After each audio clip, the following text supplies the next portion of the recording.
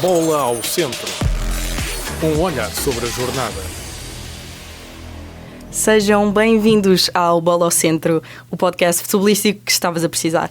Eu sou a Catarina Cerdeira e comigo está sempre Bruno Russo. Oi, pessoal. Hoje temos um convidado muito especial no nosso podcast, Luís Aguilar. Antes de mais, Luís, obrigada por teres aceito o nosso convite. Para quem não sabe, o Luís é comentador de desporto na SIC Notícias, onde tem um podcast chamado Ontem Já Era Tarde. E de certeza que já ouviste nas tuas redes sociais a sua rubrica Minuto a Rasgar. Portanto, queremos agradecer pelo carinho e apoio no último episódio. Agradecemos o feedback e queremos fazer sempre o melhor conteúdo possível para vocês. Portanto, bola ao centro para começarmos o episódio. Bola ao centro. Luís, temos aqui algumas perguntas para ti e depois um joguinho engraçado. O que é que te parece? Vamos a isso. Em primeiro lugar, muito obrigado pelo convite e muitos parabéns pelo vosso podcast e os desejos de muito sucesso para esta etapa e para as próximas etapas que venham a ter depois nas vossas carreiras. Obrigada. Pronto, a primeira pergunta que eu te gostava de fazer era: para o teu trabalho é fundamental analisar jogos, campeonatos e jogadores que a maioria talvez não veja ou que não tem interesse de ver. Então queria-te fazer a pergunta: qual é a liga mais fora da caixa que assistes ou que já tiveste a assistir?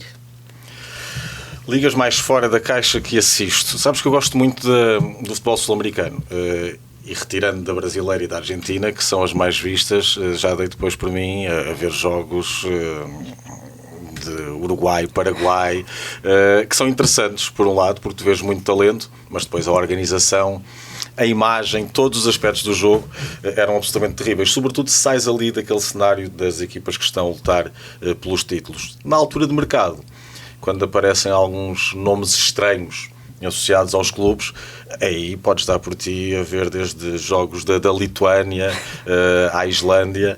Isso pode acontecer e acaba por ser também muito importante nessa fase não estares a comentar apenas e só com base num best-of do YouTube, porque o best-of é isso mesmo. Se nós fizermos um best-of de nós próprios, vamos só meter os nossos melhores momentos, claro, não vamos ver os outros. Claro. Acabamos por não saber o total Exatamente. Daquele jogador. Os defeitos que o jogador pode Exatamente. E agora, já que estamos aqui a falar de ligas fora da caixa e estando ligado ao mercado de transferências, como é que vê a ascensão do mercado saudita?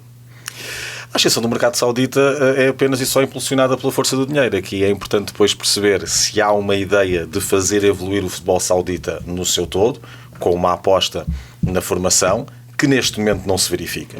Neste momento aquilo que tu tens são os grandes jogadores, as grandes estrelas e os grandes treinadores, e tudo isto se percebe que faz parte, por um lado, de uma tentativa de lavagem de imagem através do desporto, também com este plano e este objetivo de organizar o Mundial que a Arábia Saudita vai conseguir, já conseguiu.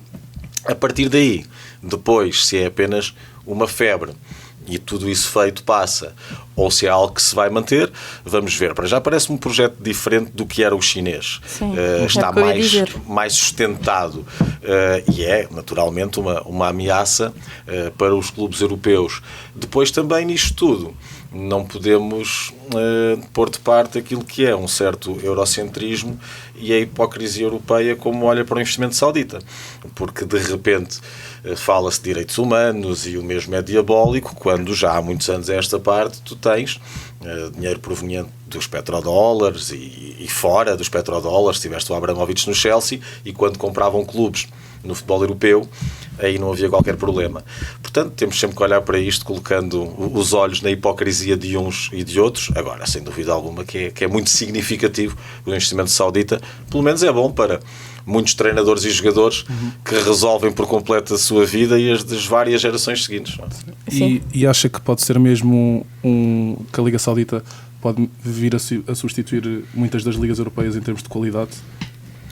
Duvido, porque aqui não é apenas a parte dos jogadores, a parte individual. Há uma cultura de clube e há uma cultura de exigência que tu não consegues passar de um momento para o outro. Se me disseres que este investimento saudita se vai manter por 50, 60 anos, essa é outra história. Se me disseres que daqui por 4, 5 anos, mesmo tendo os melhores jogadores, irá haver essa mudança, muitos daqueles jogadores vão para lá com um PPR, não vão com o mesmo feeling, com o mesmo espírito do quando estão na Europa, e olham apenas para aquilo pela parte financeira. E será sempre diferente tu jogares em clubes sauditas do que estás a jogar numa Premier, num Liverpool, num City, num United. Há toda essa parte de história, de tradição, que não se compra.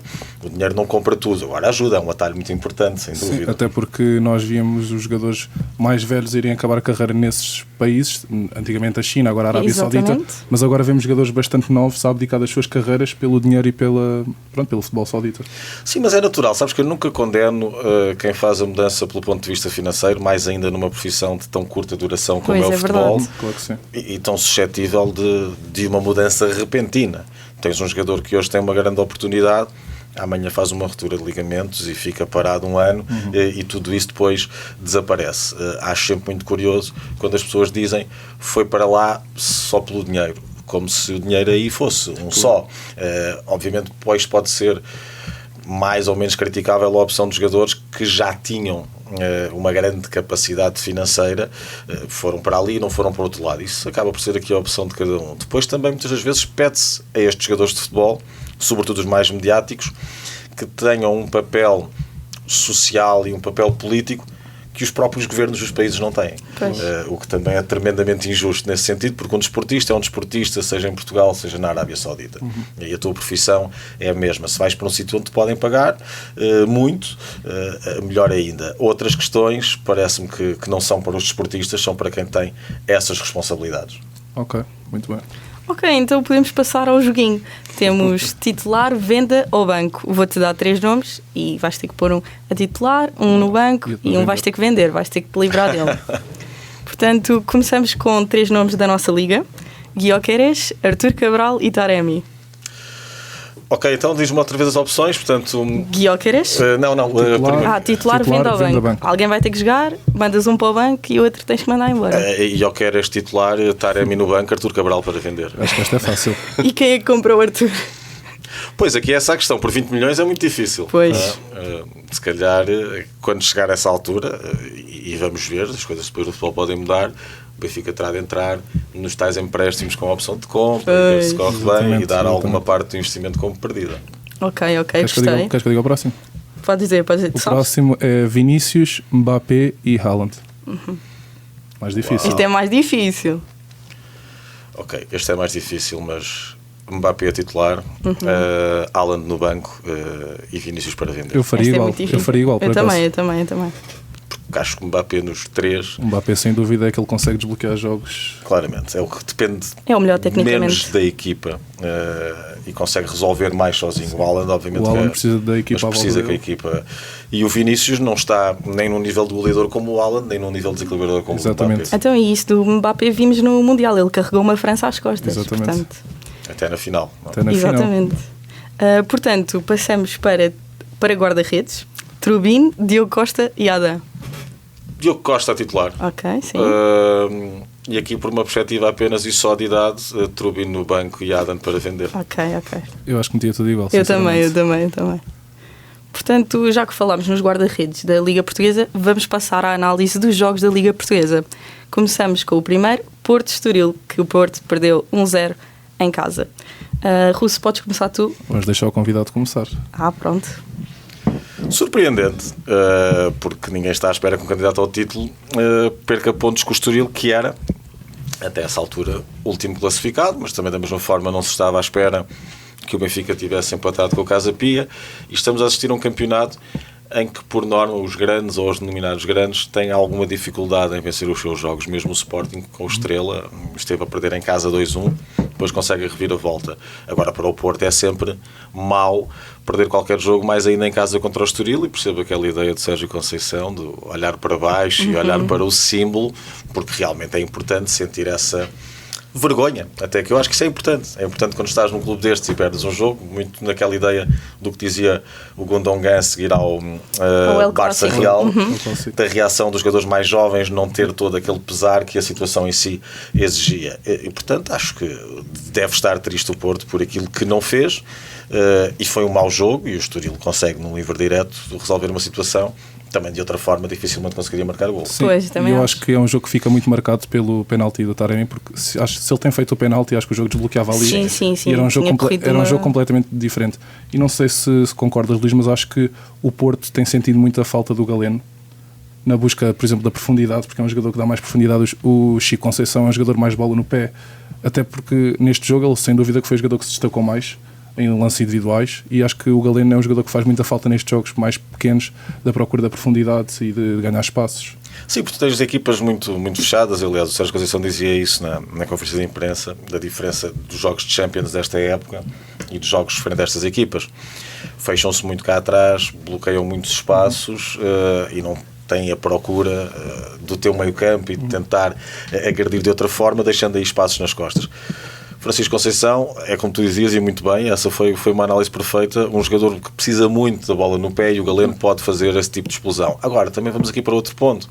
Quando se fala de um Porto Estoril no Dragão e era preciso um penalti para desbloquear o jogo, era preciso ter o Galeno a titular, mesmo com os meios que existem, claro que quando um grande joga com o Estoril e se lamenta de não ter marcado um penalti aos 4 minutos, a verdade é que tinha mais 86 fora os descontos. Pois, exatamente. E está com todos os argumentos que o outro não tem.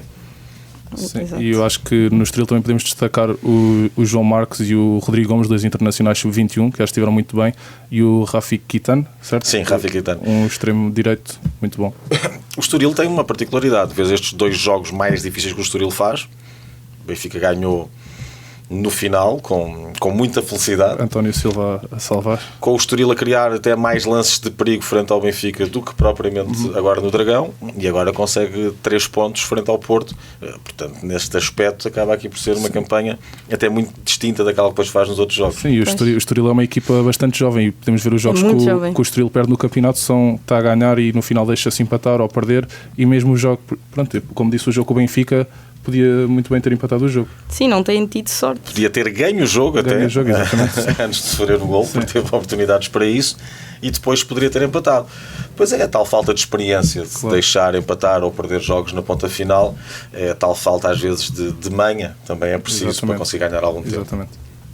Pronto, já que falámos no Benfica, passamos aos Chaves Benfica, em que o Benfica ganhou em Chaves 2-0. Russo? Olha, foi um jogo em que o Roger Schmidt mais uma vez apostou nos 3 centrais. Há muito que se diga destes 3 centrais, porque temos o João Neves na linha e o Osnas do outro lado. Na minha opinião, fazia mais sentido meter o João Neves no meio em detrimento do João Mário e apostar no Tiago Oveia como lateral / extremo. Sim. Porque, pelo menos neste jogo com os Chaves, vimos muito o João Neves a fazer movimentos interiores, a deixar a ala esquerda, a ala direita neste caso toda para o Di Maria, e acho que fazia muito mais sentido o João Neves jogar no meio e o Tiago Oveia fazer a ala direita toda. Acho que tem capacidade para isso. Eu concordo perfeitamente. E tu, Luís? Eu creio que a tendência vai ser pôr João Neves no meio, mas não para Tiago Oveia. Isso vai acontecer quando Bá estiver finalmente recuperado de lesão. Isto caso se mantenham os 3 centrais, porque esta não é uma ideia de convicção de Schmidt, foi provocada pela ausência de laterais, ou seja, pela ausência de Bá por lesão e depois por 2 opções à esquerda que não o convencem de todo. E neste momento o Benfica teve jogos a 3 centrais em que tinha os 2 disponíveis, agora não terá Bernat para o jogo da Champions. Depois, estes sistemas alternativos podem se tornar definitivos se os resultados ajudarem. Claro. De repente, se vês um Benfica conseguir aqui 3 ou 4 vitórias consecutivas com jogos com Real Sociedade e Sporting pelo meio, os 3 centrais são o sistema. Há aqui a vantagem de ter Morato num sistema destes, porque Morato é um jogador com uma grande capacidade defensiva. Tem um problema que é a sua lentidão para jogar num bloco mais alto, mas aí pode ser compensado pela parte de António Silva. E depois há a parte de Osnas a jogar a médio esquerdo, que foi onde ele mais rendeu na época passada, mesmo que aqui num sistema diferente. Quanto a João Neves a jogar pela direita, é também aqui a prova. Quando estás de cabeça limpa e sem dramas, acabas por ter o rendimento certo, porque João Neves não é um extremo e, no entanto, o gol do Benfica nasce de um movimento de extremo, de uma iniciativa individual. Já está, é outro jogador, está a começar, para ele cada jogo é uma oportunidade, cada jogo é uma celebração. Pena que depois isso se vá perdendo com a idade, e isso tu não vês apenas no futebol, vês em tudo o resto. Claro que sim. E também neste jogo uma coisa que eu notei foi o ataque móvel do Benfica, com o Gonçalo Guedes, com o Di Maria e com o Rafa, e eu acho que neste jogo fazia mais sentido jogar mesmo com um ponta de lança, até porque no final vimos o Benfica acabar com 3 avançados em campo. Sim. E eu acho que o Benfica, com os 3 centrais e com os 2 alas bem abertos, procurava muitas vezes cruzamentos sem ter ninguém na área, e acho que fazia mais sentido jogar com o Arthur Cabral ou com o Musa, e não vimos isso acontecer. Vimos um ataque móvel com o Gonçalo Guedes, com o Rafa e com o Di Maria, muitas vezes o Rafa a jogar em parelha com o Gonçalo Guedes e o Di Maria mais aberto do lado direito. Sim, eu acho que muitas destas opções vêm da deficiência do próprio mercado. O Benfica procura um lateral esquerdo, contrata 2, nenhum convence. Procura um ponta de lança que não é, nem está ao nível, nem poderia ter as mesmas características de Gonçalo Ramos, e aí acho que toda e qualquer pessoa, departamento de scouting, direção desportiva, viu e teria de ver. E depois vês um ataque móvel que foi utilizado na época passada a espaços quando Gonçalo Ramos esteve lesionado, que funcionou noutro tipo de dinâmica, só que também se estranha numa equipa que tem um trio com Di Maria, Rafa e Gonçalo Guedes que haja tanta lentidão na frente. E atenção que este trio tinha funcionado bem no jogo anterior para a Taça da Liga. Agora, os problemas muitas das vezes não estão apenas na parte do ataque, estão numa dinâmica de uma equipa que, a nível de meio campo, a época passada, por esta altura, tinha um dos melhores médios do mundo. Exatamente. Exatamente. Enzo Fernandes. Pois o Benfica da época passada não se compara a este Benfica. Claro. Tens muitas diferenças, se fores ver. Não há Grimaldo, não há Enzo. Até há pouco tempo não havia por opção Florentino. Até há pouco tempo não havia. Falámos disso a semana passada. Por opção João Mário, Gonçalo Ramos, Orsnes a jogar a lateral, quando a época passada para esta altura nem tão pouco jogava. Começou a aparecer nesta altura, eu jogava Neres. Pois foi. Portanto, há aqui muitas diferenças. Agora, é mais difícil de entender que haja tantos sobressaltos quando tu tens tempo e tens dinheiro. E tens a possibilidade de planificar de outra forma, porque Gonçalo Ramos sabia-se que seria uma venda sim ou sim. Grimaldo, antes do campeonato terminar, já se sabia que ia sair. Uma alternativa para o lateral direito, já agora, Gilberto também se sabia que ia sair. E portanto isso dá-te uma margem de manobra, e Enzo já tinha saído. Enzo tinha saído em janeiro. Dá-te uma margem de manobra para trabalhar de outra forma. Não pode ser preparado uma nova época olhando para a anterior, isso é sempre um risco grande. Agora, também tens de ter a capacidade de perceber as peças que estão a mudar e onde é que podes ir. E quem tem 20 milhões, 25 milhões em Portugal, é como na Premier League atacares o mercado com 100 milhões, com 120 milhões. Podes falhar um ou outro jogador, mas tens a obrigação de não fazer. Pois, falhar todos fica complicado. Portanto, passamos ao Braga Portimonense, em que o Braga ganha 6-1, e aqui a destacar o hat-trick do Banza em 7 minutos. Posso começar? Eu acho que foi um jogo em que o Braga entrou a perder, foi para o intervalo a perder 1-0, depois fez uma grande segunda parte.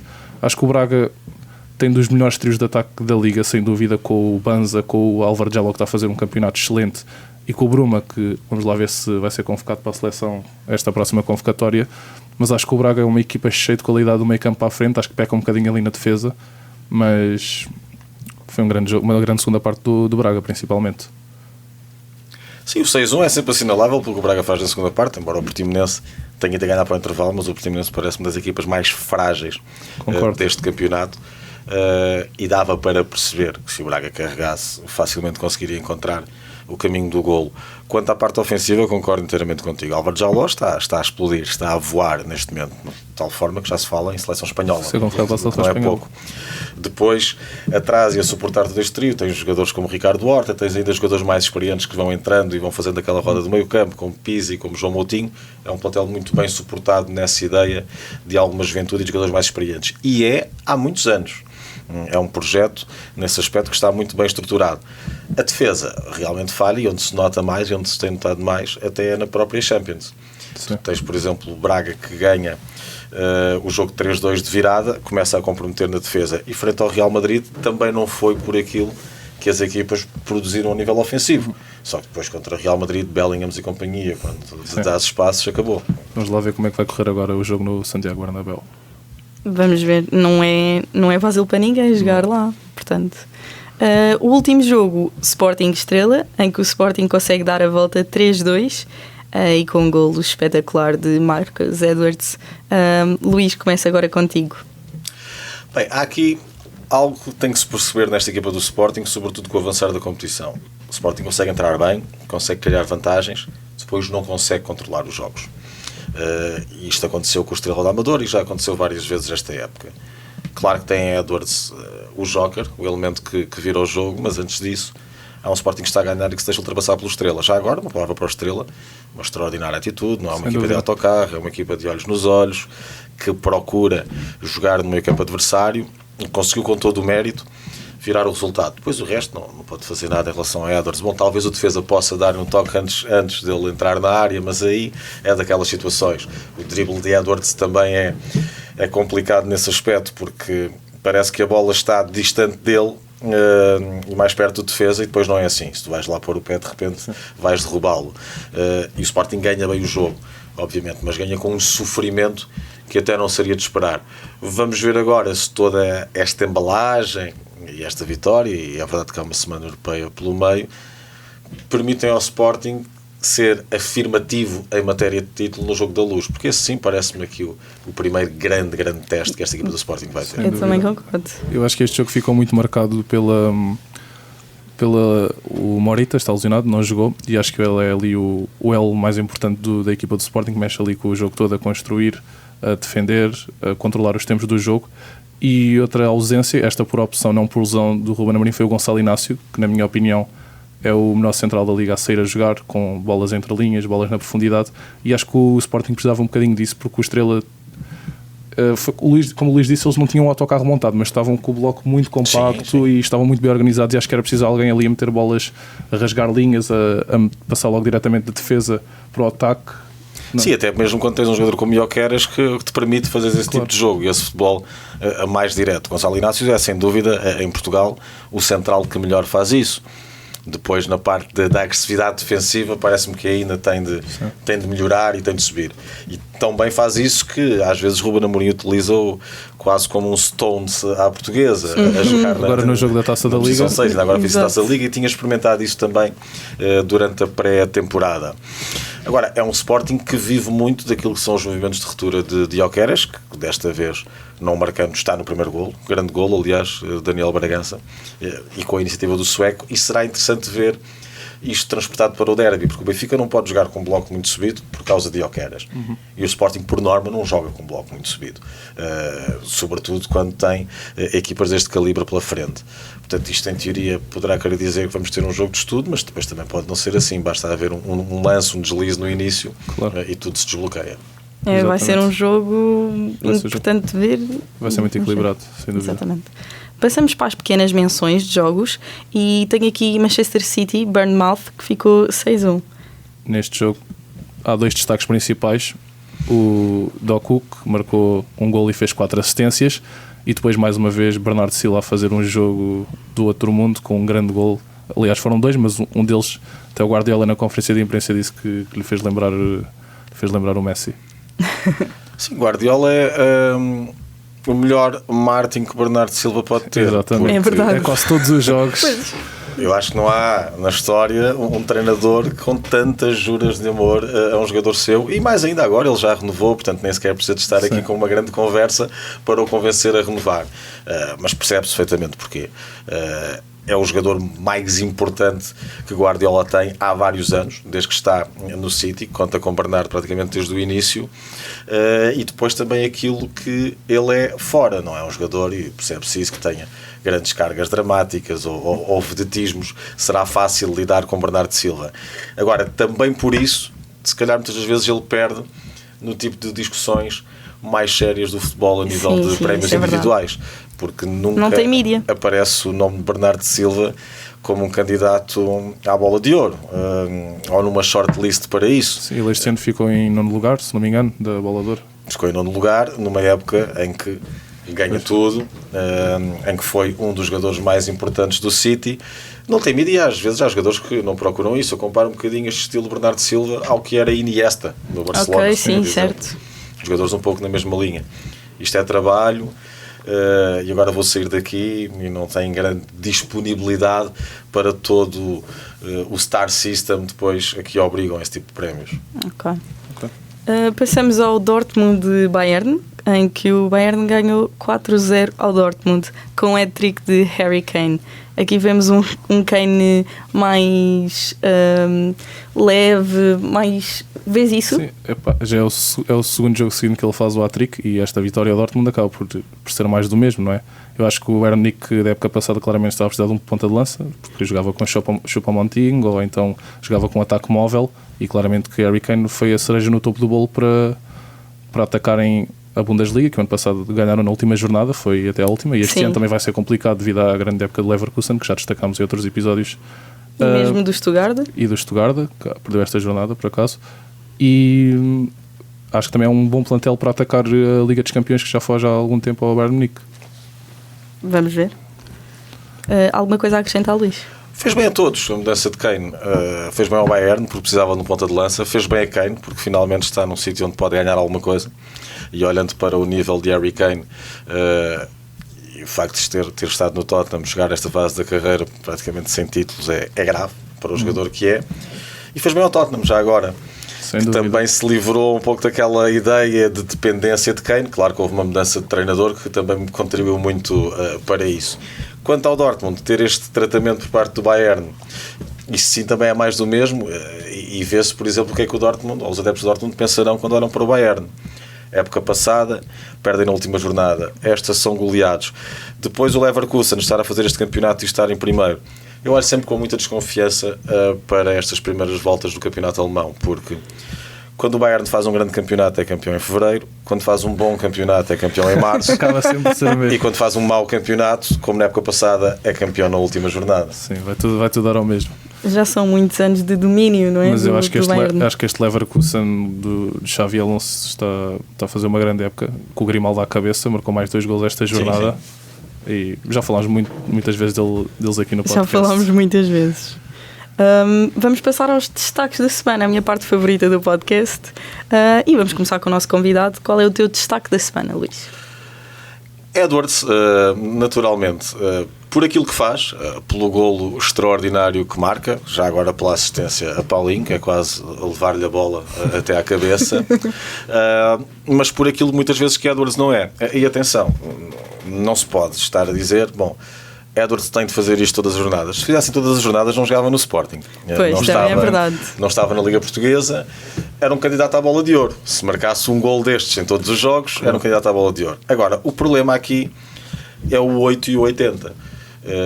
E um jogador com esta dimensão e com este talento, muitas vezes desliga-se por completo do jogo. Eu lembro-me de ser miúdo e ver uma entrevista do Figo, no início do Figo no Barcelona. E o Figo dizia, quando estou mais de um minuto sem tocar na bola, fico louco. Quero ter essa participação constante no jogo.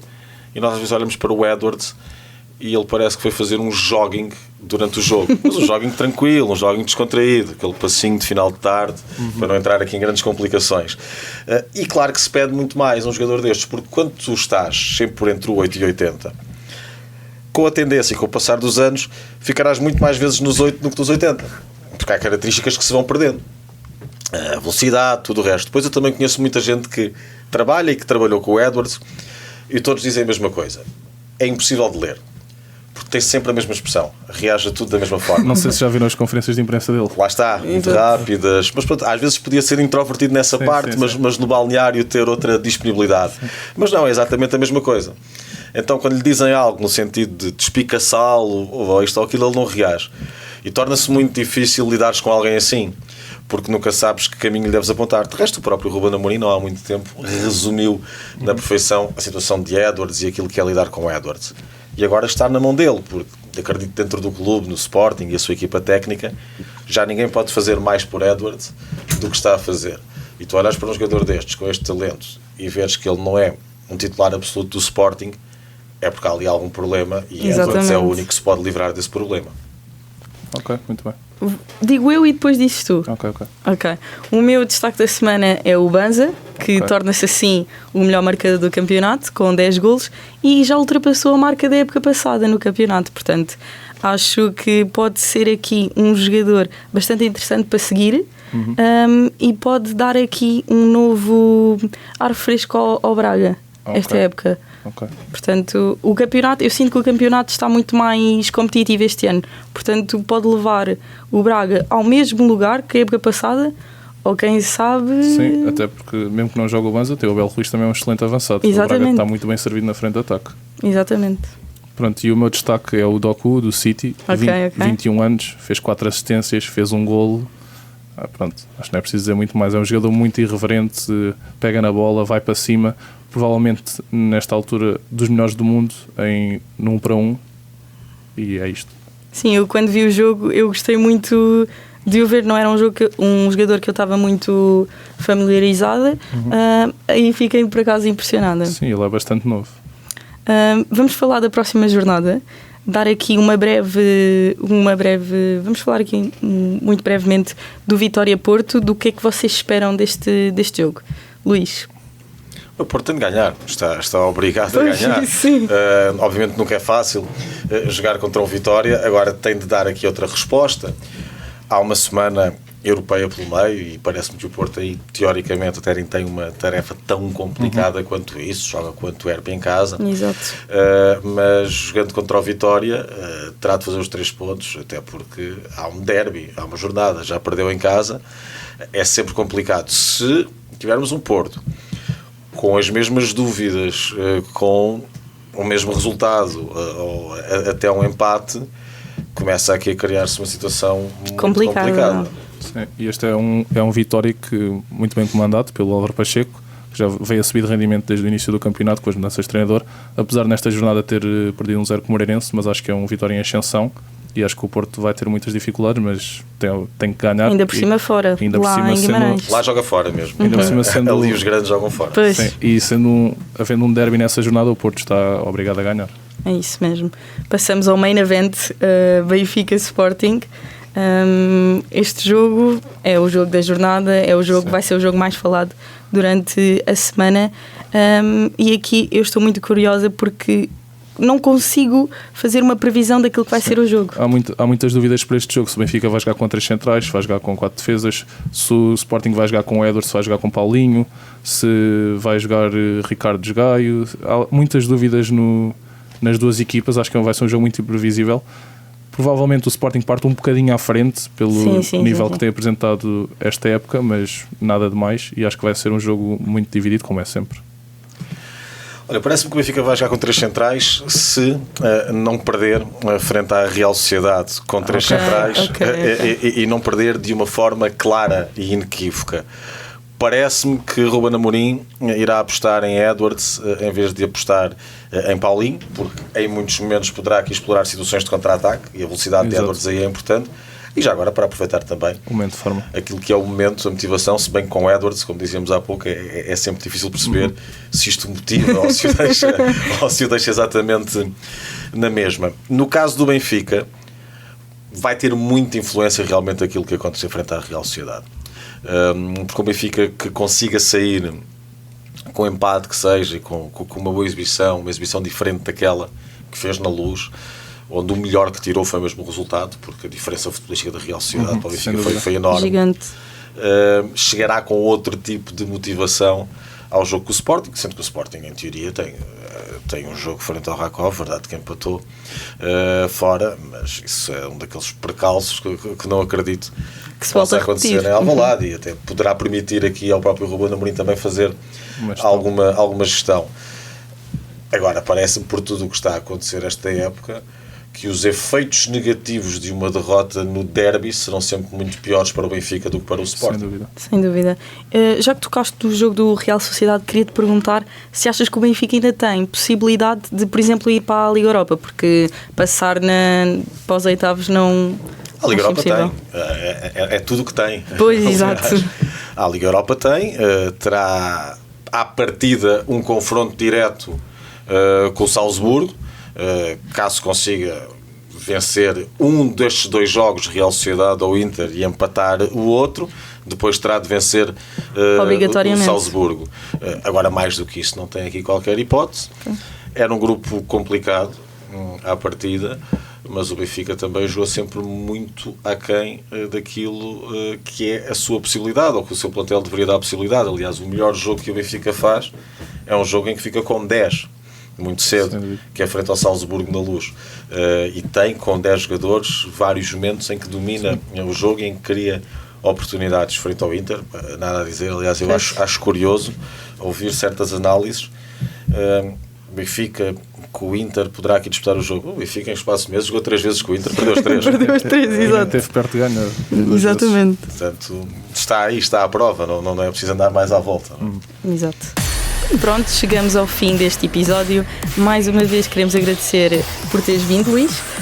Foi incrível, acho que... Sim, também quero agradecer ao Luís pela presença. É sempre bom ter uma pessoa que trabalha e que está dentro dos assuntos, e acho que é muito gratificante para nós os dois falar consigo. Exatamente. E muito obrigado. Ora, essa foi gratificante, foi para mim. Muito obrigado pelo vosso convite.